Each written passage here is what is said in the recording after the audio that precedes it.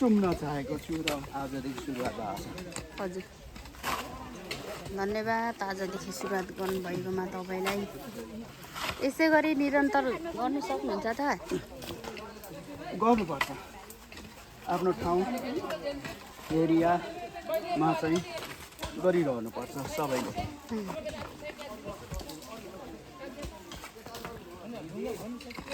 देशैभरि श्रमदान गर्नुपर्छ नि दाजु? यो अनिवार्य छ। देशभरिका नेपाली 3 करोड नेपालीले 6 करोड हात चलाउनु पर्छ। सकेमा मात्र देशको विकास हुन्छ विकास हुन्छ। भन्ने कुरालाई बुझ्नु जरुरत छ।